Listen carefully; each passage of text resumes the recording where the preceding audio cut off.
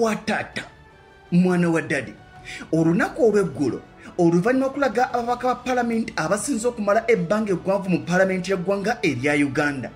olunaku olwaleero mu Gaziya Obwongo nkusaba kalira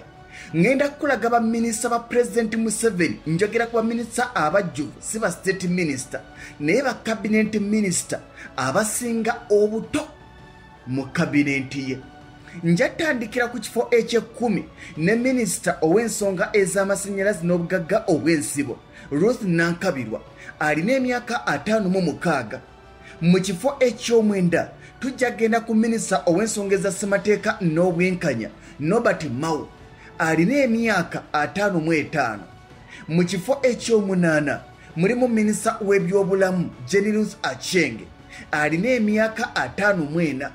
mu kifo eky'omusanvu mulimu basatu kuliko Ssaabaminisita Robina Nabbanja kuliko mumyuka we owookusatu era minisita talina kifo kyankalakkalira Lukiya Isanga Nakadaama kwoteeka ne minisita ow'ensonga ez'amawulire n'okulungamya eggwanga Chris Balyomunsi bano buli omu alina emyaka 52 mu kifo eky'omukaaga mulimu minisita ow'ensonga ez'owa pulezidenti Mire Babirye Babalanda alina emyaka 51 mu kifo ekyokutaano mulimu Ssaabawulereza wa gavumenti omukulu Kiryo wa Kiwanuka eyo kabinenti alina emyaka 5 mu kifo ekyokuna mulimu minisita owaguno na guli Justin Kasule Lumumba alina emyaka 49 mu kifo ekyokusatu mulimu babiri mulimu minisita w'ebyobulimi obuvubi n'obulunzi Frank Tumwebaze Kajiji kwoteeka minisita ow'ekikola ky'abantu Bet Amongi bano buli omu alina emyaka 46